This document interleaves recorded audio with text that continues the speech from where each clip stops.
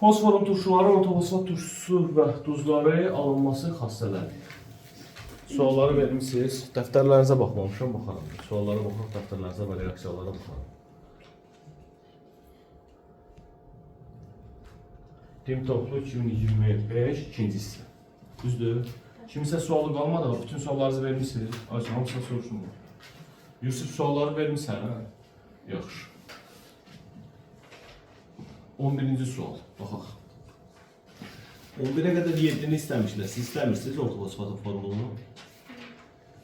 Olsun. Natrium ortofosfat, natrium metafosfatın istismarlı kütlələr arasında fərq. Deməli, bu suala necə yanaşacaqsınız?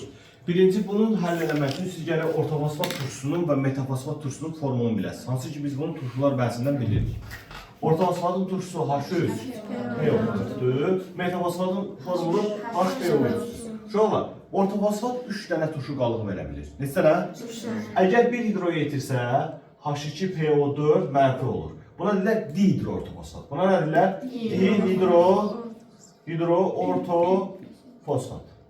Eğer 2 hidrojen yetirsə, HPO4 2 mənfi olur. Bu olur hidroortofosfat. Ne olur? Hidroortofosfat. Eğer 3'ünü yetirsə, o da olur PO4 3 mənfi, bu olur ortofosfat. Ne olur? Ortofosfat. Şimdi bize natrium dihidro deyir, hidro deyir, yoksa ortofosfat deyir. Eğer ortofosfat deyirsə, o zaman biz sonunuzda istifadə edəcəyik. Natrium necə var etdi də uşaqlar? 1. Bəs bu necə var etdi? 3. O zaman formula olacaq nə? Natrium 3, PO4. Düzdür? Metafosfatın ise bir dənə qalığı var. O da PO4, 3 mənfi və yaxud da 1 valetlidir. Buna da sadəcə olaraq metafosfat deyirlər. Eğer natrium metafosfat deyirsə, bu da olacaq nə? Natrium PO3. Uşaqlar, bunların fərqi neçə natriumdur? 2 natrium və 5 dənə oksigen, bir dənə də oksigen. Bir oksigen 16'dır, 2 natrium da 40, neçə eləyir? 46 deyəsən. Topla bunların fərqi budur. Ayrı-ayrılıqda bunları hesablamağa ehtiyac yoxdur. PO4 neçə əsaslıdır? 3 əsaslı. Bəs orada bir dənə var idi, 2 əsaslı. Hə, 2 əsaslı. H3PO3'dür 2 əsaslı, bir də H3PO3 1 əsaslıdır. Fosfit və hipofosfit. Çünki orada hidrogen birbaşa fosfora birləşir deyə onu ondan ayırmaq olmur. Yazın da onları. Yeri gəlmişkən. 2 dənə turşusudur fosforun. Biri H3PO3'dür. Bunun adı fosfitdir. Nədir bunun adı? Fosfit. Fosfit turşusudur. Bir də var H3PO2. Bu da hipofosfitdir. Nədir? Hipofosfit. Bu 2 dənə turşuda istisna vardır. Bu 3 dənə hidrojen olsa da 2 əsaslıdır. Səbəbi nədir? Çünki burada hidrojenlərin ikisi oksigenə birləşibdir. Biri isə birbaşa fosfora birləşib. Birbaşa nəyə? Bu birbaşa fosfora birləşən hidrojeni əvəz edə bilmədiyimiz üçün o artıq 3 əsaslı yox, neçə əsaslıdır? Oksigenli turşularda ancaq oksigenə birləşən hidrojeni biz əvəz edə bilirik. Bəs hipofosfitdə necə olur? Hipofosfitdə yalnız bir hidrojen birləşir oksigen sayəsində. Digər 2 hidrojen birbaşa fosfora birləşir. Ona görə bu ikisini əvəz edə bilmirsən, yalnız bunu əvəz edə bildiyi üçün bu da bir əsaslı turşudur. Anladın? Dəqiq. Yəni sən tutaq ki, deyək, bunun 2 hidrojeni yoxdur. İkisini də əvəz elədin natriumla. Alınır natrium 2, HPO3. Yaxşı, bu duz necə duzdur? Bu turş duz deyil, bu normal duzdur. Bu nədir? Normal. Siz deyəsiniz, nəyə normaldır? Axı, burada hidrojen var. Bu hidrojen əvəz oluna bilən hidrojen deyil. Sən bu hidrojeni belə təsəvvür elə. Sanki fosforun nəyindədir? İçində. Anladın mı? Məsələn, bunun neçə hidrojen əvəz oluna bilir? Birini əvəz eləsən alasan natrium H2PO2'ye. O bu da normal duzdur. Bu necə duzdur? Normal duzdur. Bu 2 də hidrojenin nəyin sanki içindədir? Fosfora içindədir fosfor. Anladın mı? Buna da olacaq natrium hipofosfit. Bunda da olacaq natrium fosfit. Bəs yaxşı, bir dənə natrium əvəz eləsəydi, bir dənə hidrojen qalsaydı burada, yəni belə olsaydı, onda olacaqdı natrium hidrofosfit olacaqdı. 2 hidro olmayacaq, normal olmayacaq, onda olacaq turş duz. Nə olacaqdı? Turş duz. Çünki 2 hidrojen olaraq birini əvəz eləmsən sən. Birini əvəz eləmsən natriumla, bir dənə hidrojen qalıb. O da buna da olacaq natrium hidro, dihidro yox ha. Nə olacaq? Hidrofosfit. Aydındır? Sonra? Orada H3 olsa, bəs orada da hidro olacaq. H3 olmur artıq, nə H3 olmur? O yuxarıdakı. H3 bu heç olmasa bir hidrojen getməlidir ki sən. Zaten bir hidrojen gedən kimdən normal duz verir. Başa düşdün? Zaten bir əvəz olunur. O da gedən kimi normal duz alınır. Sonra 10 neçə? 19. Burada Bir dənə şey var, istəyirdim onu yazmamışdım, istəyirdim siz onu yazasınız. Hansı da o sizə deyim. Bax, bu iki reaksiyanı görürsünüz. Bax, deyəcəm sizə. Bu iki reaksiya var ikinci tapşırıqda. C ilə D. Bunu qeyd edin nəzəriyyəyə. Deməli, ortofosfat bu qızdıranda, parçalananda pirofosfatla su verir, pirofosfatla qızdırıb parçalayanda metafosfatla su verir. Ha, turşu. Bir yere bir yazın da bir qeyd kimi özsün bir yere yazın. Yox, orada. Deməli, ortofosfat parçalananda pirofosfatla su verir, pirofosfat parçalananda metafosfatla su verir. Qeyd elədiniz? Yusuf yatmamısan? Hayır Yusuf. Burada sizə bir şey izah edəcəm mən. Maraqlı bir bilgidir bu. Nədir burada bizim diqqətimizi çəkən şey? Birincisi, amonyak ortofosfatla girəndə 3 dənə düz verə bilir. Neçə dənə düz verə bilir? 3 dənə. Biri odur ki, bütün hidrojenləri amonyak özünə birləşdirsin. Olacaq NH4 neçə? 3P olsun. Biri var ki, NH4 amonyak yalnız ikisini əvəz eləsin, bir dənə hidrojen olduğu kimi qalsın.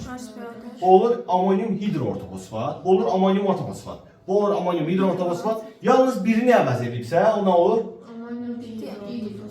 Olur amonyum dihidroortofosfat. Elə? Buna bir A deyəcəm, buna bir B deyəcəm, buna da bir C deyəcəm. İndi bir məsələ var. Görəsən bu təzədən amonyakla girər-girməz. Yəni NH3-dən. Xeyr, bu NH3-dən girməz. Niyə girməz bəs? Çünki burada əvəz olması hidrogen qalmayır ki, o götürsün özünə birləşdirsin. Bəs yaxşı, turşu ilə girərmi H3PO4-lə? Biz demişdik ki, çox əsaslı turşular öz normal duzu ilə girib turş duz verə bilir. O zaman bu, elə bir ki, belə düşün. Burada 2 dənə NH4 var, 3 dənə. Mən onun birini də orada qova bilərəm, ikisini də qova bilərəm. O üçünü də qova, sonuncu əvəz eləyəni çıxarmaq. İstər NH4 olsun, istər metal olsun. Sonuncu əvəz eləyəni çıxara. O zaman sən bunu H3PO4-lə salıb, bunu da ala bilərsən. Bunu da ala bilərsən. Yəni B də ala bilərsən, C də ala bilərsən. Aydındır? Yəni məhsul olaraq. Gələm indi buna. Bəs bu necə? Bu NH3-dən girərmi? Bəli, girər. Niyə? Çünki burada bir hidrogen qalıb axı. Bir hidrogen də götürər, nəyə çevirilər? A-ya. Aydındır? Bəs H3PO4-dən girərmi? Bəli, onunla da girər. Bəs onunla girəndə nə olur? NH4-ün 2 dənə deyil, birini çıxaracaq, bu ağacı keçəcək. Bura qədər şahidindir. Tam başa düşdünüz? İndi bəs bu necə? Bu NH3-dən girə bilərmi? Bəli, girər. Niyə girər? Çünki pişir ver, neçə hidrogen var əvəz oluna bilər? İstər birini əvəz eləyər, buna çevirilər, istər ikisini əvəz eləyər. Yəni A da verə bilər, belə. Bəs H3PO4-dən girərmi? Xeyr, girməz. Niyə girməz? Çünki sonuncu əvəz eləyəni oradan çıxarıb qova bilməzsən. Neylə? Yaxşı. Oldu mu? Başa düşdünüz? İndi bizim sualımızda deyir ki, X və Y nə olar? Bir dənə bax görüm. NH4 neçə dənədir? Neçə dənə olub? Deməli NH3 NH4 neçə dənədir? Neçəyə düşür? Deməli H3PO4. Bu qədər sıradır. Anladın? İndi sən könlü istəyir, bunu burada NH3 kimi yox, bunları silin burada. Bunun əvəzini sən üçün bırak, məsələn natrium yazın. Nə yazın? Natrium, natrium 2, bu da natrium. Bu olacaq, bu da NH3'ləri sil, natrium OH yaz. Eyni şeydir. NH3'ləri sil, nə fikirləş? Natrium. Eyni şeydir, bax. Anladın mı? Nədir? Eyni forma, eyni reaksiya, eyni tip. Sadəcə, natrium OH-dən girəndə duzdan alıba su yaranır, amma NH3-dən girəndə NH3 hidrogeni özlə birləşdirib orada qaldığı üçün su söhbəti olmur. Su söhbəti. Svetlana, başa düşdün mü? Qeyd qoydun özün sən. Yox, şey yoxsun. Sonra, neçə? 25'e kadar yoxdur sual. Məndən sual gizlətməyin. Bu 23'ü istəmişdi sizdən əvvəlki qrup. Siz istəmirsiniz? Hə? Yazmısan Svetlana. Bəs niyə istəməmsən? Mən gələndə yazmışam. Dur, sən gələndə yazılmışsın, sən də bax sualları ver də. De görün mənə. H3PO4'ün duzlarıdır bunlar. Svetlana, de mənə. H3PO4 neçə qalıq verə bilər sənə? H3PO4. Neçə tuşu qalıq verə bilər? Bir də mən bayağı izərlədim bax bunu, 3 dənə verir də. Ya hidrogen 1 litre olur H2PO4, hə? Bilmədim. Ya ikisini itirir olur HPO4. 2 mənfi. Ya da üçünü də itirir olur nə? PO4 3. Bu bir valentli metalla gedir. Nə ilə? Yəni metal müsbət 1-dir. Metal nədir? Müsbət. Bu mənfi 1 müsbət ilə formul bu şəkildə qalacaq. İndi metal müsbət 1 olduğu üçün bu 2 bunun ayağına nə edəcək? Gələcək. Çarpaz yazırlar da. Biri buraya yazmağa ehtiyac yoxdur. Məsələn, metal müsbət 1 olduğu üçün bunun ayağına nə yazılacaq? 3. Yəni bu üçündən biri olacaq. Bu üçü harada varsa götür getsin də. Hansı oxşuyur o? Z oxşuyur, bir də T oxşamır. Z-dən T oxşuyur. X oxşamır, Y oxşamır. Çünki X və Y-də uyğun deyil. Belə də düşünə bilərsən. X burada neçə hidrogeni yerindədir? 2. Deməli, müsbət 2-dir. Burada Y çarpaz gəlib, hə? Müsbət 2-dir. Bu da çarpaz gəlir, deməli, müsbət 1-dir. Bu da 2 hidrogen yerindədir, müsbət 1-dir. Olar, belədir. Mən istədim ki, mahiyyətini görəsiniz də siz. Anladınız mı? Yəni, bütün tam olaraq. Məsələ cavab tapmaq deyil. Sonra. Neçə? 25. Hansı reaksiya getmir? Uşaqlar. Deməli, vəziyyət belədir. Burada bu neçə hidrogeni əvəz edib? 3 dənəsi əvəz edib də. Hə? Çünki burada hidrogen söhbəti yoxdur. O zaman turşu ilə girər. Girər nə verə bilər? Turşu ilə girib bunu da verə bilər. Kalsiyum, H2PO4, 2, kalsiyum, HPO4. Bunu da verə bilər, bunu da verə bilər. Hər ikisini verə bilər. Baxın nə qədər turşu götürürsən. Aydındır? Bəs yaxşı, bu sonuncu metalı buradan qovmaq olar, olmaz? Bu H2PO4 nə deməkdir? Yəni bir hidrogeni yoxdur da onun. Yəni bir dənə hidrogen olsa H2PO4-ün zaten özü olur. Sonuncu əvəz eləyəni qovmaq. Deyəsən mənim bəs bunun ayağında 2-2 var, onun heç söhbətə dəxli yoxdur. Sən belə baxırsan buna. H2PO4 deyil. Bir dənə hidrogen olsa H2PO4 olmur. Deməli bir dənə hidrogeni əvəz eləyir də metal. Neçə hidrogeni əvəz eləyir? Bəs niyə bunun sayı 2-dir? Çünki metal neçə valentlidir? Hə, ona görə. Deməli bu mümkün deyil. Bəs bu mümkündürmü? Bəli, bu mümkündür. Bu mümkündür. Niyə? Çünki neçə metal əvəz? Burada neçə hidrogen yoxdur? Birini geri qaytarmaq olar da, yəni kalsiyum H2, PO4 2 eləmək olar. Bu zaten bunlar girir. Duzla, turşu ilə əsas girib duz və nə verir? Su. Məsələn, kalsiyum 3, PO4 2 və su verir. Məsələn, hansı nisbətdə götürmək. Əsas oksidə turşu ilə girir, duz və su verir də. Duz və nə verir? Su. Niyə verməsin ki? Oksidi var onda. Var. Təkcə kalsiyum olsaydı verməzdi amma oksidi var. Sonra, aydındır. Hı? Hı. Sənə də sualım oldu, ver. O B variantını bir də başa salabilir. B variantında vəziyyət belədir, bax. Kalsiyumun bir dənəsi, kalsiyum bir dənəsi. 2 dənə nəyə birləşibdir? O belə. Nəyə birləşib 2 dənə? Deməli, hər fosforda neçə hidrogen əvəz olunubdur? Bir dənə, bunun hidrogeni burada, bunda hidrogen. Hər fosforda bir hidrogen əvəz olunub. Bir əvəz olunubsa, o sonuncu metaldır da sanki. Yəni kalsiyum yox, natrium olsaydı heç ehtiyac olmazdı 2 dənəyə. Yəni əvəzində bu başa düşün. Hə. Yəni burada natrium olsaydı elə bu vəziyyətdə olacaq. Olacaqdı natrium H2PO4. Elədir? Hə, bir dənə əvəz olunub. Ona görə o sonucunu çıxara bilməzsən. Sən bunun ayağında niyə 2 görsən? Çünki bu kalsiyum da ona görə. Anladın? Yenə də bir hidrogen əvəz olunmuş olur hər orta fosfatdan. Bəli. Sonra neçə? Elə sual qaldı, ver də, niyə gözləyirsən ki? Mən sənin üzvə baxım, anlayım. Denədim, mənim bu bir dəqiqədən də, onun məsələ tam oturmadı. Sonra, hansı reaksiya getmir? Bilirsiniz də siz. Siz bilirsiniz ki, turşu su ilə girib bunu verər. Siz bilirsiniz ki, turşu öz normal duzdan girib turş duz verər. Siz bilirsiniz ki, orta fosfat parçalarını bayaq da yazdırdım. Bir fosfat da su verir, olar. Siz bilirsiniz ki, o turşu ilə əsas girib duz və su verər. Bəs bu necə? Bunu bilirsinizmi? Bəli, bilirsiniz. Oksidlər bəhsi yadınızdadırmı? Silisium O2, P2O5, sonra nə idi? SO2, sonra nə bilim CO2. Bunlar bir-birini çıxarırdılar.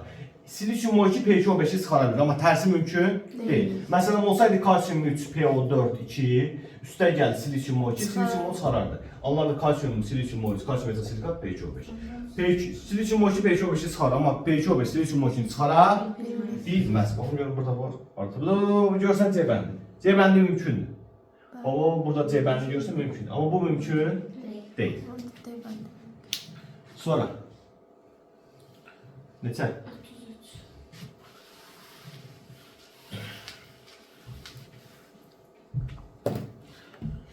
33. Uşaqlar, var sualın cavabını tapmaq, bir də var məsələni, çalışmanı həll eləmək. Bax, sualın cavabını tapmaqla çalışma həll eləmək eyni şey deyil. Anlayırsınız məni? Bu testlər bəlli olmasa da digər testlərdə niyə C bəndi cavabdır, niyə D bəndi cavabdır, onları da gələ biləsən. Burada bu rahat bir sualdır. Deyəsiniz müəllim, niyə rahatdır? Deyim sizə. Bu götürübdür kalsium OH2. Elə reaksiya girəndir. Girir H3PO4. Və nə girir?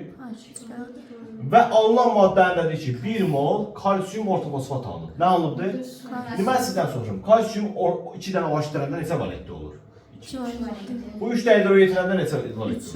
O zaman kalsium ortofosfatın formulu nətərdir? Kalsium 3 plus su da alınır. Su yazacağım. Neçə kalsium var havalı? Deməli, bu neçə mol götürmüşəm? Neçə dənə PO4'üm var havalı? Deməli, bunu da 2 mol götürmüşəm. Burada neçə dənə OH mənfi var? 6 dənə OH. Neçə dənə H müsbət var? 6 dənə. O zaman 6 ilə 6 birləşəndə bizə 6 dənə nə verər? Burada 6 dənə də su yarar. İndi demişdik ki, bunu X götürəcəm. X budur, bunu da Y götürəcəm. Nətərdir? Oldu mu Yusuf? Tam oldu. Danış da. Bildim ben de. Bildin. Sən sualını deyil. Bende de var. Yaxşı, tamam. O nə deyir? Bunu bayaq izah elədim sizə. Bunu bayaq sizə izah elədim. İndi kim mənsin bunu qaytarar? Kim mənə qaytarar bunu? Bilirsiniz ki, NH3H3PO4 ilə girəndə neçə dənə duz verər? 4 dənə. NH4 H2PO4 verər, hə? NH4 HPO4 verər. Bir də NH4 PO4 verir. Bu NH3-dən girməz. Nə ilə girməz? Bu da H3PO4-dən girməz. Bu da H3PO4-dən girməz. Ortadakı isə hər ikisindən girir. Niyə H3PO4-dən girmir? Çünki sonuncu əvəz edən çıxarma olmaz. Niyə NH3-dən girmir? Çünki əvəz olması hidrogen qalmır. Bu X hər ikisi ilə girir. Ortadakı. Yəni amonium hidroortofosfatdır. Nədir? Yəni ya Y'dir ya B'dir. Bu isə NH3-dən girir, H3PO4-dən girmir. Amonium hidroortofosfat. Cavab Y bəndi. Necədir? Yaxşıdır məni? Sor. Yazmışdın sən bunu. Bilirdin, değil mi? Open. Tamamladın. Məncə var idi, hə? Görəkdir. Sor. Devam. Hansı reaksiya fosfor reduksiya edicidir? Uşaqlar, reduksiya edici elektron verən də ölür. Hə? Reduksiya edici elektron verən də ölür. Verən oksidaşma dərəcəsi azalır, yoxsa artır? Yaxşı. Verdiyin mənfidir də, mənfiləri verirsənsə sən müsbət olur səndən. Bir dəfə də çəkim göstərim, yadınıza düşsün. Yox, deyilsiz amma bu şey deyilsiz axı. Məsələn, bu nüvədir, proton var burada deyək 5 dənə. Dodaq büzürsən, sağ cavab verirsən. Bu da elektronlardır. 2 dənə mənfi burada, 3 dənə də mənfi burada. İndi mən verirəm, alaram. Mövcud vəziyyətdə 5 müsbət, 5 mənfi. Cəmi nə olur? 0. Heç bir şey yoxdur, 0'dır da. İndi mənfilərdən 3 dənə verdim, topla. Mənfi 3. Hə, mənfi 3, hə?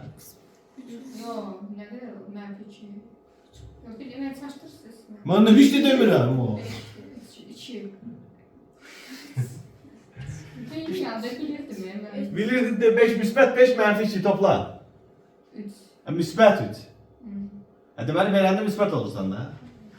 Elə deyil. Şəkil çəkdiniz, başım qarışdı. Mən düz demişdim. Mən zaten bunu şəkillə başlamamışdım sizə. Nə bilim nədir? Hamısı yaddan çıxdı. H3PO4-də müsbət 5'dir, burada da müsbət 5'dir. Nə alıb, nə verib. Yəni nə oksidaşdırıcı, nə reduksiyacıdır. Burada müsbət 5'dir, gəlibdir 0'a. Mənfiyə doğru gedibdir. Oksidaşdırıcıdır, alıb yəni. Burada müsbət 5'dir, elə burada da müsbət 5'dir. Nə alıbdır, nə də veribdir. Burada mənfi 3'dür, burada müsbət 5'dir, veribdir uşaqlar. Veribdir. Veribsə nədir? Reduksiyacıdır. Burada müsbət 5, burada da müsbət 5. Mən birbaşa yazdım, necə tapdığımı bilirsiniz də oksidaşma dərəcəsini.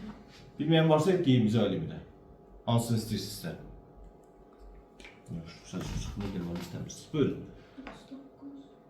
Ha, nə edeyim ki? Sən istəyirsən, hə? Kim istəyir bunu? Ha? Kim istəyir bunu? Çox hörmətli Yusif. Sən olarsan. Deyirəm mənə, nə istər bunu hidrogeni var ha? 3 dənə. Birini əvəz eləsəm natriumla, natrium H2PO4 olur. İkisini əvəz eləsəm natrium 2 HPO4 olur. Üçünü də əvəz eləsəm natrium 3 PO4 olur. Elədir. Bu natrium dihidroortofosfatdır, bizim Y-imiz. Bu natrium hidroortofosfatdır, bizim Z-imiz. Bu da natrium ortofosfatdır, bu da bizim X-imiz. Şimdi bunların emellərini istəyir də bizdən. Hə? Müqayisəsini istəyir. Kimdən natrium çoxda emeli böyüdür də. Çünki natriumun kütlə 23'dür, hidrojen 1'dir. Sən 1'e götürüb 23 qoysan yerinə. Kütlə böyüyər, böyüməz. Böyüyərsə o zaman X böyükdür. Soru.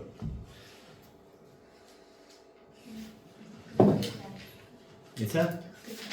44.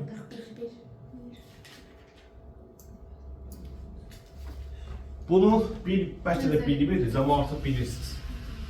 44,8 litr qaz normal şəraitdə neçə moldur? Neçə moldur? O zaman bizim 2 mol amonyakımız var. Neçə molumuz var? 2 mol amonyakımız var. Neçə mol ortofosfatdan girir? 1 mol H3PO4-dən girir. İndi sual verirəm. Bu 2 mol amonyak neçə hidrogeni əvəz eləyər? Neçə hidrogeni çəkər?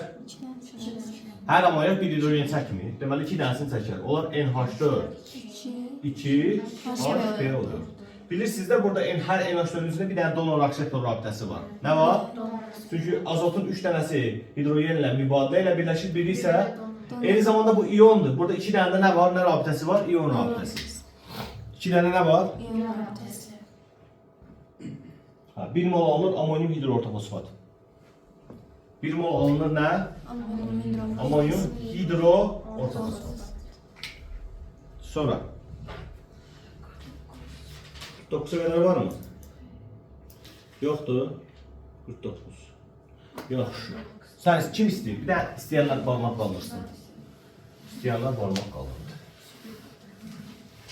Görmedim onlar. Sen ister misin? Aynı. Hüseyin. Aynı. Sen istiyorsan mı? Yaxşı. Barium hidroksit formunu deməliyim. Barium H2. Bariumla? OH2. Ha, sağ.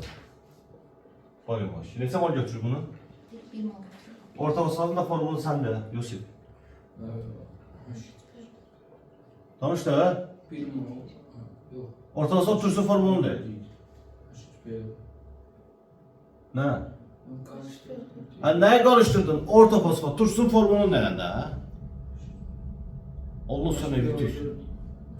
Ha, bu nə zox oldu ya. Bayaqdan bəlkə 20 dənə sorucu eləmişəm. Hamısında da ortofosfatdan istifadə eləmişik. Bayaqdan da baxırsan sən başa düşürəm. Bir dəfə də qarışdırma, bir dəfə də qarışdırma Yusuf. Bayaq dedim də H3PO4. Sən biləysən, H3PO. H3PO.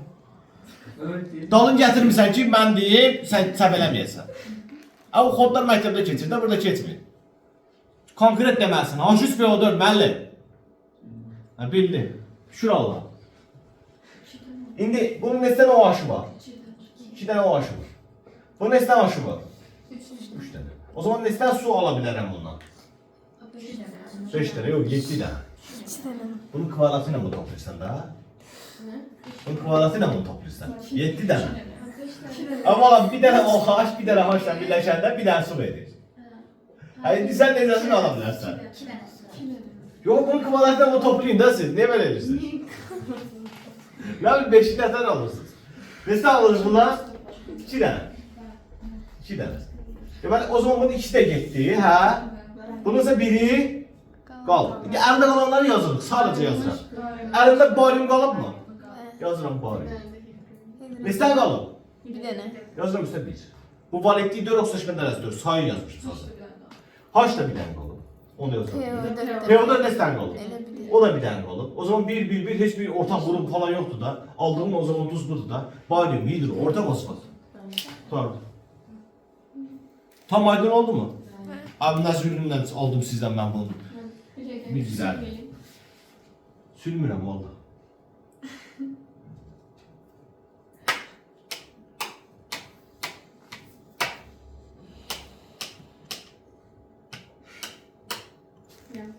Yazdın mı?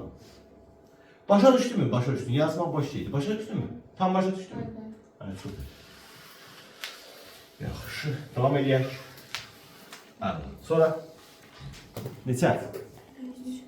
53. Aha.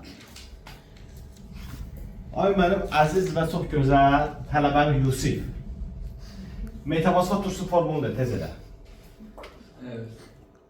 Metafosunu. Evet. Saxlamısan? Saxla. HBO3 dedim hə? Bu metafosfatdır. İndi ortofosfatın formulunda. Tez elə biraz. Bunlar taraf. Gördüm. H3PO4.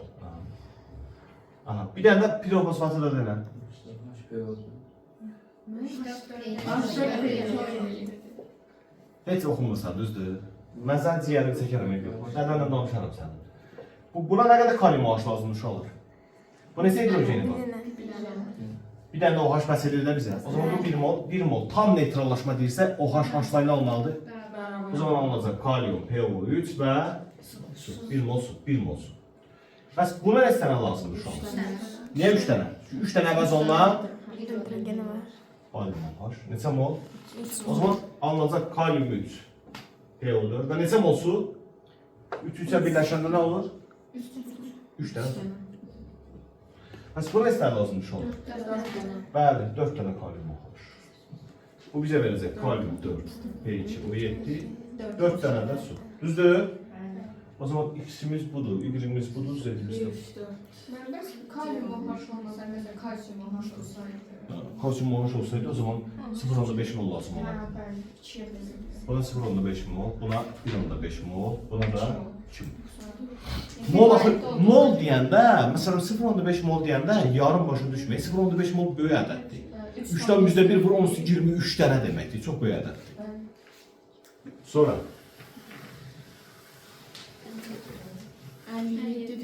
57. Yusuf öyrəndin turşuları. Hə? Hə, bunu işləyəcək. Bunu biz işləyəcək. Necə işləyəcək? Qulaq asın mənə. Deməli, biz bilirik ki, turşu öz duzu ilə girib turş duz verə bilir. Düzdür də? Yəni bu natrium 3PO4 bundan girsə, natrium H2PO4 də verə bilər, natrium HPO4. Bəs mən necə təyin edəcəm ki, bu nə verib? Heç nə, çox rahat. Yazıdan bura 1, natrium 3, PO4, üstə gəl 2 dənə H3PO4. İndi mən bundan duz almalıyam, belə deyil, hə? Bu duzun içində natrium var, hidrojen var, bir də fosfor var. Sual verirəm, bunun içində nə istər natrium olacaq? Ümumiyyətlə natrium nə istərədir? Yazdım üstə 3. Yazdım üstə 3. Deyin görün mənə, burada hidrojen istərdi. 6 tane. Deyin görün bəs PO4 nə istərdi? 3 tane. 2 tane 3 tane. İndi 3-6-3 üçün ortaq bir vuruq varmı? 1-2. Ortaq vuruq. 3. 3. O zaman 3'ü çıxarım çölə. Əmsala yazıram. Nəyə yazıram? Əmsalım. İndi 1-2 bilsin ortaq vuruq varmı? Yoxdur ki. O zaman 1'ə çatdı dayanır. O zaman 2'ni gətir var yazıram. Hidrogen. O da düşdü mü bizə? Böyle şey olur. Bəli olur. Elə belə yazılır. Başqa necə bilərəm ki? Olur natrium, dihidro ortofosfat. 3 mol natrium, dihidro ortofosfat olur. Hiç başa düşmədim və onu ixtisar edib sonra çala bilməm. 3 bunlar ortaq deyildi. Hərəsindən 3-6-3 deyildi. Əmsal yazdım da bura çıxartdım. O zaman bu 3'ü qabağına çıxanda natrium neftdən qalır? 1-2-1 qalır. 1-2-1 qalır. 1-2-1 sin ortaq vuruq yoxdur axı. O zaman 2'ni mütləq hidrogen ayağına yazdım. O da 1'dən qaldı mı? 1-1-1 olanda şu artıq deməli duzlu almısan. Ala biləcəyim maddəni eləmsən, almısan. Bir də başqa bir nümunə yazım mı sənin üçün? Bir dənəsi gübrələrin alınmasında biri var, onu yazın sənin üçün. Deməli, bir bura bax. Tutaq ki, mən götürmüşəm, başqa, bu tamam ayrı bir formadır ya, buna aid deyil. Bəs duzu necə alacaqsan onu göstərmək istəyirəm sənə. Kalsiyum 3, PO4 2 mol. Nəyim var? 2. 1 mol. Bunun üzərinə 2 mol sulfat gəlirəm. Mən də bilirəm ki, sulfat ortofosfatı çıxarır. Neyini sulfat? Çıxarır da, yəni kalsiyumu götürəcək ondan. Elə deyil. İndi mən səndən sual verirəm. Bizim ester SO4'ümüz var. 2 tane. Ona neçə kalsiyum lazımdır? 2 tane. O zaman SO4 buradan 2 dənə kalsiumu götürdü. Alındı kalsium SO4 özünə neçə? 2 dənə. Elədir. Belə olar da, hə? İndi əlimdə nə qalıbsa onları yazırsam görək necə duz çıxır ortaya. Neçədən kalsium qaldı əlimdə? Deməli, kalsium qaldı əlimdə 1 dənə. Yazım bura 1. Üstünə yazdım 1, gördün? Hidrogen neçədən qaldı 4 əlimdə? dənə. Hidrogen üstünə yazıram 4. PO4 neçədən qaldı əlimdə? PO4'ün də üstünə yazıram 2. İndi 1, 4, 2 üçün bir ortaq bir vuruq var. Çıxarıb əmsala. Yox, o zaman yox. Bəs 4 ilə 2 üçün ortaq bir vuruq var. 2-yə. O zaman bunu yazacağım indeksə. Nə yazacağım? Çünki kalsiuma dəxli yoxdur axı. 2 bunu yazan kimi bu avtomatik bunun sayı düşdü neçəyə? 1-ə. Bəs bunun sayı neçəyə düşdü? 2-ə. Və artıq 2 bir şey bir vuruq yoxdur axı. Bu 2-ni məcburam nə edeyim hidrojeni? Bu hidrojeni ayağına yazanda həqiqətən 2'yi 2'ye vuranda 4 olur mu? Bəli. Bu PO4 2 oldu mu? Kalsiyum 1 oldu mu? Demek aldığım duz budur da. Aldığım duz budur. Tam başa düşdün mü? Sade süperfosfatdır bəli. Bu qarışıq sade süperfosfat gübrəsi. Aydındır. Bunun üstə məsələn 4 mol H3PO4 gəlsəydi nə olardı? Çıxarız. 4 mol H3PO4 gəlirlər. Gəl yenə eyni qaydada işləyək. Kalsiumun neçədəndir? Yazıram üstə 3. Gördün mü? Hidrogen neçədəndir? Yazıram bura 12. PO4'ün neçədəndir? 3 PO4 də 3. Bunların 3'ü üçün ortaq bir vuruq var mı? Çıxarıb əmsal kimi yazın. 3. O zaman 3'ü yazsam bura. Bu düşür 1'ə, 4'ə. Hidrojende 4. O 4 6 dənə. 6 deyir bu. 6 İşte dənə. burada. O 6'dır. 6 sən neçəyə düşür? 2. Artıq 1 üçün bir şey deyə bilməzsən. Amma 4 ilə 2 üçün ortaq vuruğun var da. 2. Bu düşdü 1'ə. Bu düşdü neçəyə? 2. 1, 2, 1 qaldı. O zaman 2'ni mütləq araya yazmalıyam. Aydın. Bu da düşdü 1. Aydındır. Başa düşdünüz? Hani? Sonra. Gözəl əzbərləyəsən da belə tapam yolunu biləsən də. 1-2 öyrənəcəksiniz. Sonra. 58'də bunu 58'i yazdım ne derim ben ha? Neçə? Bax görüm sən suallarını deməmişsən. 67. Bəli. 61. Yaxşı. Natrium OH H3PO4 ilə girsə neçə dənə duz verə bilər? Hansı duzları verə bilər? 3 dənə. Hansılar da olar? De görmədim Məryəm. Natrium H2PO4. Bəli. Bəli. Natrium 2 H2PO4. Bir də natrium 3. Buna bir A desək, buna bir B desək, buna da bir C desək olar mı? Bu tərzdən natrium OH-dan girər. B verər ya da nə verər? C. Amma H3PO4-dən girməz. Bilirsə niyə girməz? Çünki sonuncu metalı əvəz eləmə olmur. Bu həm natrium OH-dan girər, həm də H3PO4. Natrium OH-dan girsə A-nı verər, A-nı verməz yox bir dəqiqə. Bunu verər. C-ni verər, H3PO4-dan girsə Yenə ayaz. C. Bu isə natrium OH-la Girməz. girməz, amma H3PO4-dən girer. H3PO4-dən girib. B-ni də verə bilər. Anladım. İndi bizdən burada nə deyir? Bizə deyir ki, X alıb bir dənə. Bu X bunların üçündən biridir. X bunların nəyindən nədir? X bunların üçündən biridir. Hə? Elədir də? Deyir ki, birinci reaksiya getmirsən. Yəni X natrium OH-dan girmirsən. X ilə girmirsən? Natrium OH-dan X natrium OH-dan girmirsə o zaman hansıdır uşaqlar? Natrium 3PO4'dür də? Elədir? Deməli, X-in natrium 3PO4 fikirləş. Yəni bu, X sanki budur. X maddəsi natrium ortalaması düzdür də? Bir və ikinci reaksiya gedirsə, həm natrium OH-dan həm H3PO4-dan girsə, o zaman nədir? Natrium hidro ortalaması. Nədir? Natrium hidro ortalaması. Əgər bu natrium hidro ortalamasıdırsa, deyir ki, Z maddəsi natrium hidro ortalamasıdır. Z. Yəni H3PO4-dan girsə. Bu H3PO4-dan girsə nəyi verir? Natrium dihidro ortalaması verir. Bax da, bax natrium 2 dənədir. H3PO4-dan girdi, natrium 1'i getdi, bu qalmır da. A yazmışım da. Bu da düzdür də, Z maddəsi natrium dihidro ortalaması. İşidir yaxşı getmirsən. Yəni H3PO4-dən girmirsən. Yəni söhbət bundan gedir. Bu natrium dihidrofosfat. Nədir bu? Natrium dihidrofosfat. Natrium OH-dan girəndə bunu da verə bilər. Yəni natrium hidroortofosfat da verə bilər, natrium ortofosfat da verə bilər. Bu da deyir, əgər ikinci reaksiya gedirsə, Y maddəsi natrium dihidrofosfat ola bilər. Düz deyir.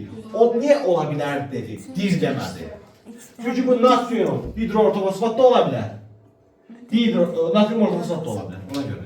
Həm ola bilər, həm ona görə ola bilər dedi. Aydındır? Günə harda qoldun dedi icra. Tamam. Svetlan. Nədir?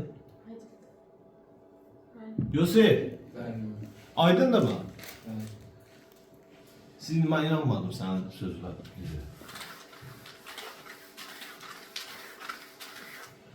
Ümid edirəm. Düz deyirsən. Sonra, 71. 67. bunu istəyirsiniz? Yaxşı. Sonra, bu metalların hər biri, kalsium, magnezium, mis. Neçə OH var? 2 dənə. O zaman OH-ları itirsələr onlar neçə valentli olurlar? 2 valentli. 2 valentli bir metal da H3PO4-lə girirsə, mənə 2 valentli bir metal OH2-də belə götürək. H3PO4-lə girirsə, hə? Burada 3 forma reaksiya gedə bilər də. Alına bilər nə? Nə alına bilər bu? Metal 2 valentli də axı. Metal PO4 alına bilər. Hansı ki bu 3 olar. Burada neçə olar? 2. Bir də metal nə ola bilər? Metal HPO4 alına bilər. Hə? Bir də metal H2PO4 2 alına bilər. Düzdürmü? Burada 3 mol metala 2 mol girir. Deməli bu 3 mol olanda bu neçə girdi buna? Neçə mol girdi? 2 mol. Bunlar sayıla bilirlər. Burada 1-ə 1-dir. Bura nədir? 1 mol ilə 1 moldur. Burada isə 1-ə neçə moldur? 2. 1-ə neçə mol girir? 2 mol. Yəni, maksimum əgər ortofosfat deyirsə, burada hardadır maksimum ortofosfat? Yəni, bu da 1 götürsək əgər, bu olacaq 2 bölünsün neçə? 3. İndi, harada daha çox ortofosfat lazım olur? Mən danışmazdım. Yəni, kalsium hidroksid, misk hidroksid və magnezium hidroksidi ortofosfatla salırsansa və ortofosfatı maksimum götürmək istərsə, deməli, sənin məhsulun bu olmalıdır. Dihidroortofosfat. Nə olmalıdır? Yaxşı, deyəsiniz ki, burada məhsulun mənim önəmi var. Xeyr, burada məhsulun önəmi yoxdur əslində bizim üçün. Mən niyə bəs bu bilgiyi verdim sizə? Siz bunu görəsiniz deyə. Ki, yəni, bir əsas. Ortofosfatla girəndə müxtəlif məhsullarda ortofosfatın əsasın miqdarı müxtəlif olur. Aydındır? Yəni, sabah sizə maksimum, minimum görəndə elə götürüb elə salmayın. Burada metal 3PO4 almayın və bunlar da alına bilər. Aydındır? Hə? Yaxşı, bəs bizim üçün dedim, bunun önəmi yoxdur da. Niyə bunun önəmi yoxdur? Onu da deyim sizə. Bunların kütləsi bərabər götürürmü? Bərabər kütlələr kimin molu çox olur həmişə? Kütləsi az olur. Kütləsi az olur. Elədir? Da sən 1000 manatın var, köynək alasın. 10 manatlıq köynəkdən çox alarsa, yoxsa 100 manatlıq. Burada da ən kiçik kütlə kimlərdir? Magnezium. O zaman magnezium molu çoxdur da, hə? Bəli. Bu, nədir bu? Deməli, N2 böyük olacaq nədən? N1'də, o da böyük olacaq. Gəlsin, mənim baxın, bunların molu deyil, bu girən H3PO4 moludur. Təbii ki, daha çox mola, daha çox H3PO4 girəcəkdir. Elə deyil. Başa düşdünüz? Molu çox olan daha çox H3PO4 götürəcəkdir. Bu bilgi bizə lazım deyil, bu misalı işləmək üçün. Bu misalı işləmək üçün zaten bir tane burada diqqət eləmək lazım. Bunların kütləsinə birləşib bərabər deyillər. Sonra 7. Bu niyə bizə lazım olacaq? Gələcəkdə ola bilərsə lazım olsun. Minimum, maksimum söhbəti. Burada minimum nə qədər lazımdır? 1 mol. Maksimum nə qədər lazımdır? 2 mol. Bu 2/3 1 ilə 2'nin arasında bir qiymət alır da məncə. Bu yox. Elə olmur ki. yok mu? Nə yapın? Olmayan sıfırla biraz. Sıfırla bir arası. Ən az odur. Minimum odur. 2'ni 3'e böləndə, hələ doğrudan 2'ye böləndə 1 edir. 2'ye böləndə 0 1 arasında. O zaman ən minimum yuxarıdakı deyil, maksimum aşağıdakı. Bu 1'ə 1 nə minimum deyil, nə maksimum deyil. Nə tər tutdun əməlsə, misal. Boş deyil. Sonra, devam edeyim. Biz səndən necə anlaşaq ya? Bu hər dəfə deyirsən ki, oxuyacam, edəcəm. Hər dəfə də gəlsin primitiv şeylərdə çalışırsan. Nətər edəysən işi? Aycan? Ya böyle Nə öyrənsin? Nə? H3PO4. Maraqlı sualdır. Bu yazan var mı? Yok da. Aycan? Yaxşı. Heç kim yazmayayım ha? Birincisi X3PO4 ilə kalium OH salacağıq. İndi sizə sual verirəm. Bu neçə valetlidir X? Neçə hidrogen əvəz edir? Neçə hidrogen? Deməli 1 valetlidir də. Hər hidrogeninə 1 gəlir. Bu da 1 valetlidir axı, hə? O zaman bu neçə mol götürməliyəm? 3 götürməliyəm ki, kalium 3, PO4 alırım. 3 dənə də XOH alırım. Nə alıram 3 dənə? Yəni reaksiya belə gedər də. Çünki duzla əsas mübadiləyə girir də. Elə deyil. Bu da artıq miqdarda kalium OH götürüb yəni. Kalium OH boldur. Kalium OH əgər boldursa, o zaman bu reaksiya tam belə bu formada gedəcək. Elədir. İndi mənə deyir ki, əgər bunun miqdarını 0.2 mol götürsən, nə qədər götürsən? Bu başlanğıc duzla son duzun fərqi 12,6 qram olar. Nə qədər olar? Onların fərqi o qədər olar, elə? Bəs reaksiya bu neçə mol girir? 1 mol. O zaman əgər 1 moldursa fərq nə qədər olmalıdır? 5 dəfə çox, 5 dəfə çox. 63 qram. Nə qədər olmalıdır fərq? Bura qədər tam başa düşdünüzmü? Bəli. İlk olaraq reaksiyanı niyə elə yazdım, bildiniz? Çünki X də 1 valetdir, kalium da 1 valetdir. Deməli 1-ə 3 lazımdır ki, kalium 3 PO4 alınsın. Bura qədər aydındır. Deməli ki, 0.2 molun bunu götürəndə alınan duz, başlanğıc duzdan kütlə fərqi olur. Mən onu yazdım da 0.2 mol bunu götürsən, alınan duzla başlanğıc duz, yəni məhsulla başlanğıc duzların fərqi bu qədərdir. Normalda reaksiya 1 mol girir. 1 mol girəndə də fərq 63-dür. İndi sizə belə bir sual verirəm. Bunun da PO4'ü var, bunun da PO4'ü var. Bu fərq olar? Bilməz. O zaman fərq nədədir? 3 vurulsun X, üstə gəl 63, gərək bərabər olsun 3 dənə kaliuma. Nəyə? Kalium bir neçədir? 39. 3 vurulsun 39-a bərabər olsun. Elədir, elədir. İndi hər tərəfi 3-ə bölsək, X üstə gəl 21 bərabərdir 39-a, X bərabər oldu 10 neçəyə? X-in nisbətən kütləsini istəməmişdir, molar kütləsi. Tapdım onu. İndi sual verirəm, bu X hansı metaldır? Elə bir metal var mı? Axı duz olmazsa orada gərək əsası qalıq ola. Bu demir, bu duz. Bu duz olmazsa gərək burada əsası qalıq ola da. Yoxsa X nədir? O bununla hidrogen. 16 oksigen. Ha, 17 klordur. 18-də tərsiz qazdır. Bu metal deyil. Argondur. Xeyr. Bu NH4 müsbətdir.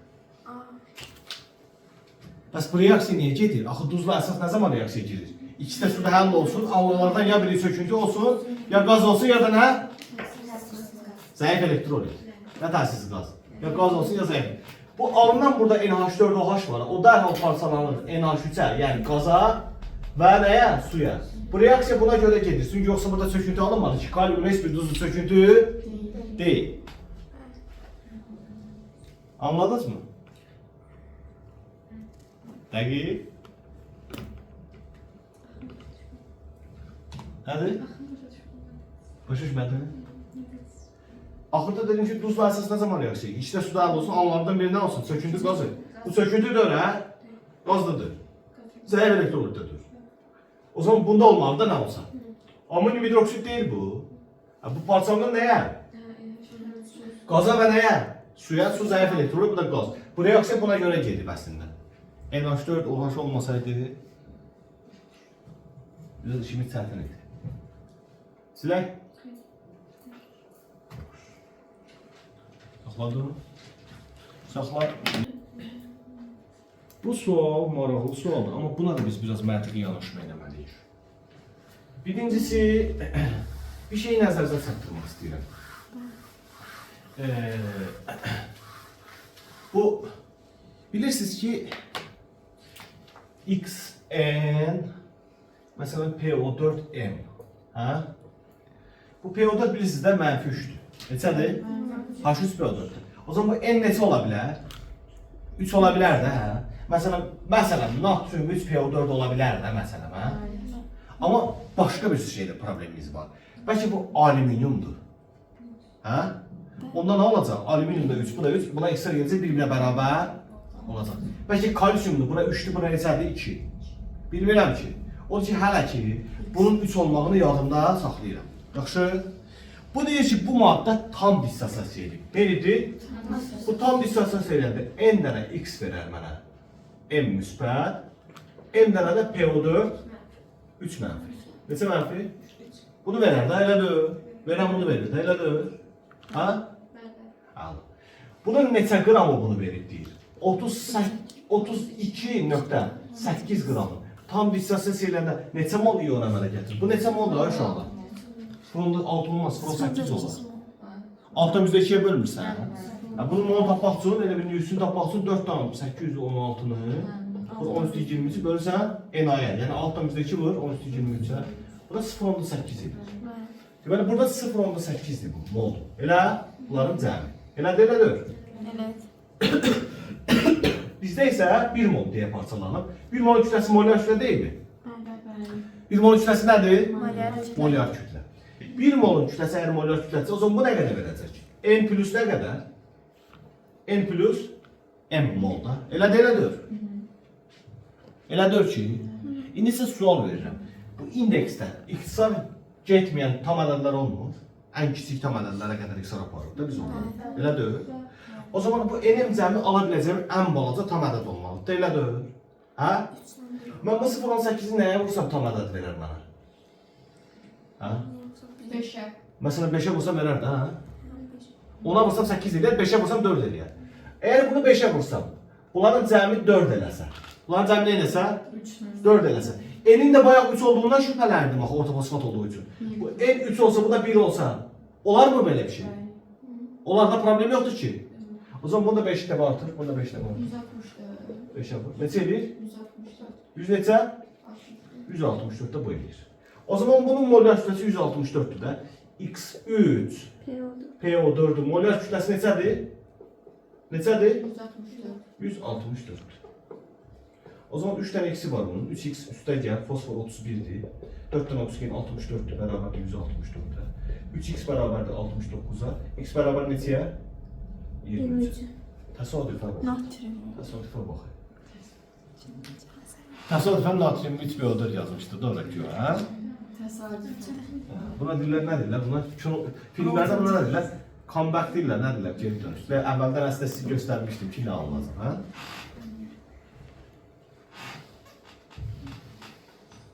Hə, tam təsadüf. Oldu mu? Dəqiq. İndi bu mərhələləri bir də gedir mi üstündən? Hə? Hə? Gedir mi də üstündən? Demişdik 32.8 qramı bu qədər moldur. Bunu oradan bildim. İyon sayımı bu qədər vermişdik. Böldüm, baxdım ki bu qədər moldur. Molyar kütlə, yəni 1 molundan da N plus M olur. Bu N plus M cəmi indekslərdir. İndekslərdə tam ədədlər olur, ixtisar getməyən. O zaman bu cəm yəni kiçik ədədlər olsun. Nə ala biləcəm ən kiçik. 8-i 0.8 nəyə vursam tam ədəd edir. Ona vursam 8 edir, 5'ə vursam 4 edir və yəni kiçik olur da 4. Əgər bu 4 olsa, axı ortofosfat da 3 mənfidir. Deməli bunlar da çarpaz gəlir axı. O zaman N3 olar və N3'dürsə bu M də 1'dir. O zaman belə bir formul çıxır ortaya. Burada da çarpaz vurub 0.8 belə vuranda bu 162 edir. 5 dəfə çox, 5 dəfə çox da. İndi buradan da molyar kütləsi al. 3x üstə gəl, 1 dənə fosfor 31'dir, 4 dənə oksigen 64'dür. Tapdım buradan x 20. Səndə nə olmuş?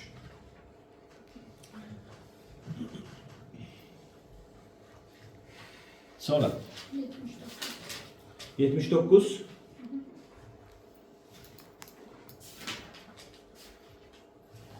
Hansı reaksiyalar gedər? Bunu biz bilmirdik, amma indi bilirik. İndi bilirik ki, yəni kaliumun duzu nə ilə girər, nə ilə girməzlər. Düzdür? Elədir? Yaxşı, sual verirəm. Bu tutaq ki, deyək, birincidə bundan bu reaksiya gedir. Bura bax. Bu sonuncu kaliumu buradan çıxarmaq olar, qoymaq olar.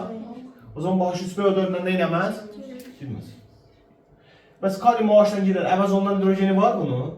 Yəni bura kalium 2 H2PO4 və ya kalium 3 PO4 almaq olar. O zaman bu mümkündür.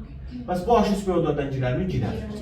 Çünki burada kalium 3 dənədir. Onun birini və ikisini hidrogenlə nə eləmək olar? Eləmək olar. Amma bu kalium OH-dan girməz. Çünki əvəz olunması hidrogen yoxdur. İndi girərmi istəyirdi, girməzmi istəyirdi? Gedər. Gedər istəyirsə 2, 3, getməz istəsə 1. Siz bir də onları yazın göstərin. 2 dəfə deyəsən yazmışam, 2 dəfə yazmışam. Sonra 81 istər misiniz? Bu bayaqkidir də, eyni şeydir. Enerjistlə mi girib, H-spironorla mı girib? Eyni şeydir. Əgər amonyumun sayı artıbsa, enerjistlə girib. Hidrogenin sayı artırsa, məsələn, bura bax, amonyum idi, oldu hidro. Deməli, H-spironorla girib də. Nə ilə girib? Amonyum hidro idi, oldu dihidro. Yenə H-spironorla girib. Amonyum dihidro idi, düşdü hidroya. Deməli, NH3-də. Amonyum hidro idi, oldu amonyum. O zaman yenə NH3. Hidrogenlər getməyə amonyak hesabladı. Aydın. İndi o sizlikdir də qalan. Sual çətindir deyə burada deyil, açıqdır deyə buradadır. Sonra 3. Hansı reaksiyada alınan duz? Birinci reaksiyalarda alınan duzları yazaq. Bu əsasdır, qələli. Bu da turşu oksidi. Duz və su verir də. Hansı duz verir? Baryum, karbonat və su. Yenə, bu da hansı turşunun anidridir? Sülfatlı anidrid deyil. O zaman kalium 2SO4 və yaxud da kalium HSO4 alınır. İkisindən biri alınır və suda. Elədir? Kalium küçük girəndə kalium 2S verir. Bariumla girəndə barium SO4 və H olur. İndi duzlardan söhbət gedir bu duzdan. Uşaqlar, H3PO4 karbonatdan qüvvətli turşudur da elə. O zaman H3PO4 karbonat turşusu onun duzundan sıxışdırıb çıxara bilər. O zaman bu reaksiya mümkündür. Yəni bunun duzu ilə girər. Bu yaxşı sülfatı çıxara bilərmi? Aha, sülfatdan zəifdir. Bəs kalium 2S H2S'dir. H2S sülfit turşusudur. H3PO4 sülfitdən qüvvətli turşudur. O zaman sülfiti çıxara yəni sən kalium 2S'in üstünə yazsan H3PO4 alınacaq da ki deyək kalium 3PO4 və H2S çıxdı. Anladınız? Bu şəkildə. Barium SO4-dən də SO4-ü çıxara bilməz. Daxil olur demişdi, olmur demişdi. Olur deyirsə o zaman 1 və 3-də alınan duzlarla girər. 2 və 4-də alınan duzlarla girməz. Səbəbi nə bildinizdə qüvvətli turşu, zəif turşu məsələsi. Qüvvətli turşu, zəif turşu. Bu sual işləmək 2 bilgi istəyirdi. Oksidasiya turşu bölməsini gələ biləsən ki, bunların reaksiyasını. Biraz da burada elementlər kimyasını biləsən. Bilirsə ki, turşu mütləq bilməlidir. Sonra. O nə deyir? Bu sizlikdir də. Bu sizlikdir uşaqlar. Uşaqlar, H sayı OH sayı ilə çoxdursa, turş duz alınır. Bərabərdirsə, normal duz alınır. Elə deyil, H sayı əgər OH-dan çoxdursa, turş duz alınır. Əgər H OH-a bərabərdirsə, normal duz alınır. Əgər H kiçikdirsə OH-dan, əsası duz alınır. İndi baxaq. Bunun neçə hidrogeni var ümumiyyətlə mərkəzdə? 3 dənə. Neçə hidrogeni var? 3 dənə. Bu neçə OH-ı var?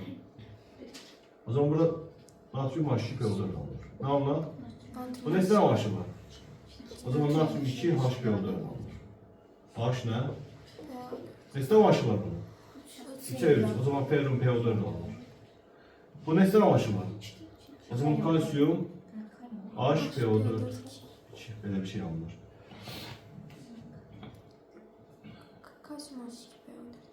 Kalsiyum elə alınır. Budur.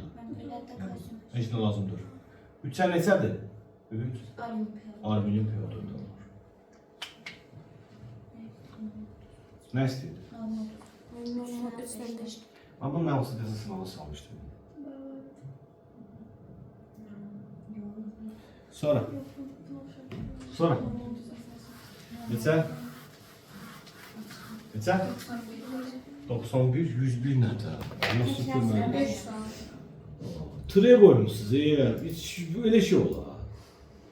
Balam, Allah siz köməyiniz olsun. Deyir, natrium hidroksidi tam neytrallaşdırma. Ay mənim gözəllərim, natrium OH-ın neçə OH-ı var?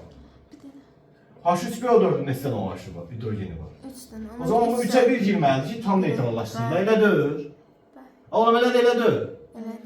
O zaman alınır natrium 3PO4 və 3 dənə də su. Elə deyil. Evet. İndi normalda bu 40'dır, 120 qrama, 120 qrama. Nə qədər lazımdır? 98. Bizə deyir 24 qrama nə qədər lazımdır? 19, 16. 19, 16 qram. Söz bitdi də. Çox rahat. Sonra 93. Bundan eləmişik biz. Hayır, yaz. Nə istəyir bizdən? Nə almaq istəyir? Nəyi salır? Nə ilə salır?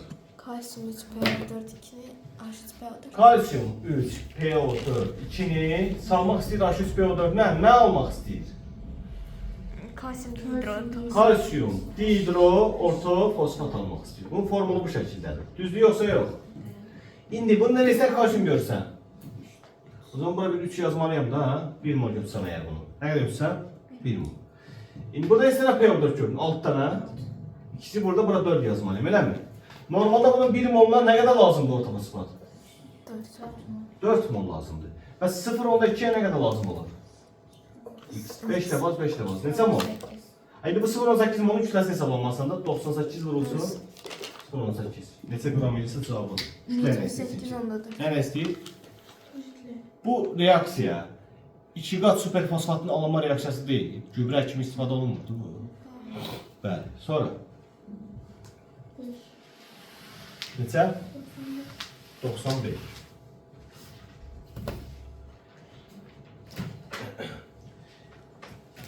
Birinci bu reaksiyanı əmsallaşdırmalıyıq. Əmsallaşdırma aparandan sonra biz nəsə iş görə bilərik. Bu da zaten bizə bəlli bir reaksiyada turşu gəlib turşunu çıxarıb. Elədir?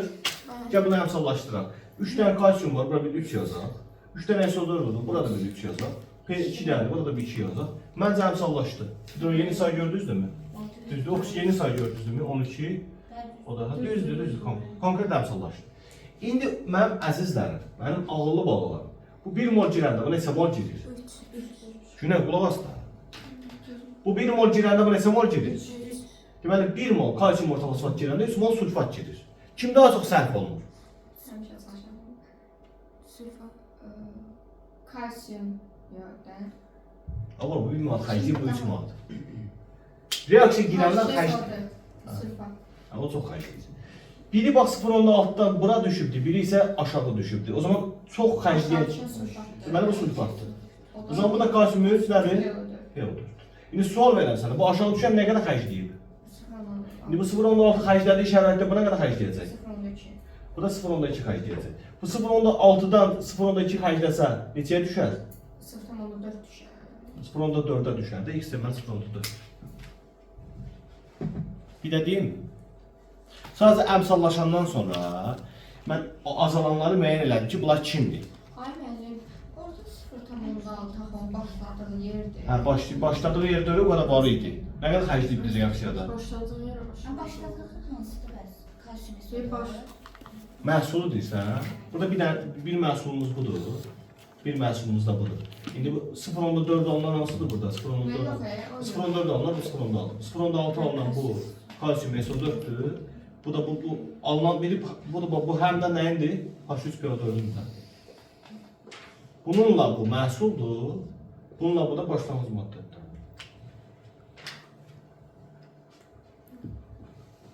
Olmadı. Sonda əlimdə nə var sonda? Sonda əlimdə nə var? Deyə bilərsiniz qrafika baxın. Sonda əlimdə nə var? Başı çıxıyordur. Sonda mənim əlimdə 0.6 mol kalsiyum SO4 var. 0.4 mol H3PO4 var. Bir də Kalsiyum. 0.4 mol kalsiyum 3PO4 var.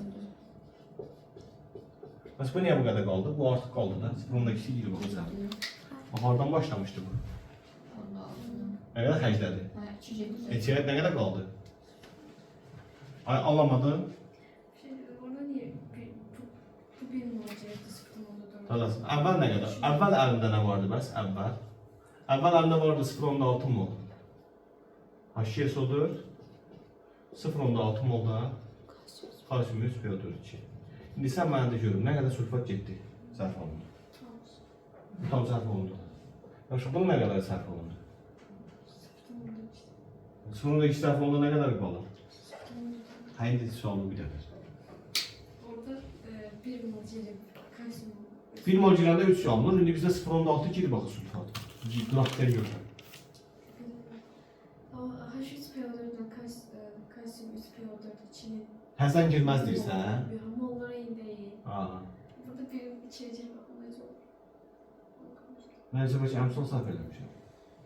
Yox, ya mol birini içə girmir, birini içə girir. Bu 0.2 alınır. Bu nə qədər alındı? Bu isə 0.4'də 1-in 2-yə bölünür, belədir də. Ha niye bu da 0.14 oldu, bu da 0.14 oldu? Biri hacdadır, bu iki hacdayanda 4'e düştü. Biri ise əmələ gəldi 4. Anladın mı? Biri 2 hacdadığı üçün elə bir şey bax, mən girmişəm dükana, 0.6 manat, deyək ki 600 manat pulum var. Mən 200 manat hacdadım dükana verdim, başqa dükan qarşıları var. Kassa 0 idi, oldu kassa 400. Məndən başqası da var alqır eləyə. Mənim cimdə də 400, kassada da 400. Sən baxırsan bu reaksiya deyirsən ki, bu 1'ə 2 idi axı, niyə elə olsun ki, kassada 800 olsun? Elə deyil axı, mənim qalanımla onun əmələ gələni bərabər oldu. Bu heç əlaqəsi yoxdur reaksiya ilə. Sonra. Yəni mən tutaq ki, deyək 0.6-dan yox. Məsələn 0.8-dən başlayıb 0.2 həcdəsəydim. Mən onda 0.6-ya düşəcəkdim, heç buna da bərabər olmayacaqdım yeri gələndə. Aydındır? Başa düşdün? Neçə? 97. Bax, 97. Bu qədər orta fosfat almaq üçün tərkibində bu qədər kalsium orta fosfor mineral neçə? Deməli uşaqlar, birincisi kalsium 3PO4 2-dən, tutaq ki mən H3PO4 alıram. Nə alıram? Məsələn bunu almaq istəyirəm. Bunun 1 molundan neçə mol alaram? 2 mol tabii ki. Neçə mol alaram? 2 mol alaram. Bunun 1 molun kütləsi 310 qramdır. Neçə qramdır? Mən 310 qramdan 196 qram alıram. Elədir? Mən nə qədər almaq istəyirəm? 78-14 qram. Elə bunu 784 görsəm, bu bundan 4 dəfə çoxdur da. Bu 4 dəfə çox neçə edir? 124 edir. 240, o da ki biricik 124. 124 qram lazımdır mənə. Nə qədər lazımdır? 80%. Bu mineralın neçə faizidir mineralın? 80%. Mineralın 80%'idir bu. 80%'idir kalsium 3PO4. O da kütlesi ne kadar bildik onun? 124 gram. 124'ü 80 olan tamamı 155 olur. Ben 155 gram mineral lazımdır bana. Ne kadar mineral lazımdır? Tam başa düştünüz mü? Bir de değil mi? Deməli mənə 124 gram ortofosfat lazımdır. O da mineralın 80%'idir. Mineralın tamamı değil de fosforlu mineralın tamamı kalsium 3PO4 için olur. Biraz kenar şeyler olur için. Ha, bunu bilirsiniz. Ha, bu sizlikdir. Ha, reaksiya getmirsə deməli nədir? Natrium 3PO4 alır da. Elədir? Ha? Əgər təzədən natrium OH-la girmirsə bu X, yəni bu ikisi girsə, bu ikisi girsə bizə 3 dənə şey verə bilər. Natrium 3 PO4 verə bilər, natrium 2 HPO4 verə bilər, bir də natrium H2 PO4 verə bilər. Bax, bu da natrium OH-la girir. Eğer natrium OH-la sonra reaksiya girmirsə, o zaman X'imiz budur. X'imiz nədir? Budur. Bunu almaq üçün də gərək 3 mol girər, bundan girər, neçə mol girər? 3 mol. 1 mol H3PO4-dən. Neçə molla? 3'ə neçə girirlər? 1. Bunun 3 dənəsi neçə qramdır uşaqlar? Biri bunun 43'ə buna neçə edir? 120 qramı. 120 qramı girəndə nə qədər alınır natrium 3PO4? Bir də bunu hesablamaq lazım. Mən belə reaksiyasını yazarım. Yazmasın belə çətin. Nasıl bir şey yapalım. Bu yazımı tutalım. Deməli, 3 dənə natrium OH, üstə gəl H3PO4, bizə verir natrium 3PO4, ha? Və 3 dənə də su. İndi bunun kütləsi 120 qramdır, bunun kütləsi 98 qramdır. Bunlar 160 edir. Neçə edir? 160 yox. Yox, 160 eləməz. Bunlar cəmi neçə edir? 218. 218'den 54 çıxdı, 3 dənə su çıxıb baxın. 164 edim mən. 164 edir. 164 da 54 düzdür indi. Ha düzdür. 164 edir. Yəni 120'dən 164 qram alıram. Mən isə nə qədər götürmüşəm? 60 qram götürmüşəm. Nə qədər alacağam? 82. Oldu mu? Sonra 101. Bəs 101'dən sonrası? 2 dənə sual qalır. Ha, bu rahat değil. Vur. Çəkir. Sizin probleminiz nə oldu? Mən sizlərə. Bu ki burada deyil, hidrogen artıq qalıb orada. Siz yerə orada düşünərdiniz ki, bu H3PO3 ilə H3PO2'dir. H3PO3 nədir? Deməli uşaqlar, bu fosforun turşuları bir dənə bunlardır da, fosforun bir çox turşusu var. Niyə məhz bunları götürdüm? fosfitlə hipofosfiti götürdüm. Çünki deyir ki, bunlar natrium OH-la əmələ gətirir. Normal duzdur. Normal duz da bu deyir biri yox bu. Ortofosfat ve metafosfat. Mən səhv oldum. Özü deyir də ortofosfatla nədir? Ortofosfatla nədir? Mən başqa sualla bunu səhv oldum. Biri ortofosfatdır, biri nədir? Metafosfat. Əmələ gələn normal duzdan danışır, eləmi? Hə? Normal duzdursa o zaman bu natrium 3PO4'dür. Bu isə natrium PO3'dür. Bizə deyir ki, burada hidrojenin payı. Uşaqlar, sizcə burada mı hidrojenin payı çoxdur, yoxsa burada mı? Əgər hidrojenin payını müqayisə eləmək istəyirsə, kütlələri müqayisə elə. Gəl bunu da 3-dən götürək. Olacaq H3, P3, O9. İndi burada fikir ver, fosfor və oksigenin sayı daha azdır buradakindən. Əgər burada fosfor və oksigenin sayı çoxsa, payı da çoxdur. Çünki sayı çox olmaq kütləni böyük edir də. Burada mı payı çox olan hidrojeni, yoxsa burada mı? Təbii ki, burada hidrojenin payı çoxdur. Niyə? Çünki hidrojendən digərlərinin sayı bundan azdır. Bir də uzun yolu var da hesablamağa. 3 qram bölünsün 98 vurulsun 100. Burada isə 1 qram bölünsün nə bilim, bunun kütləsi neçə edir? 48, orada 31, 70-dən neçə bölünsünmüş? Nəsə demək istəyirəm? 3'dür. Bu 3'dür. Ha, bunu deyirsə, hə? 3'dür.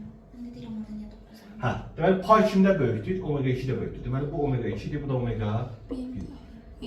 Hə, indi bizə nədir? Bu deməli bizim nəyimizdir? X-imizdir. Yox, bu bizim Y-imizdir. Bu da bizim X-imizdir. Bizdən nə istəyir?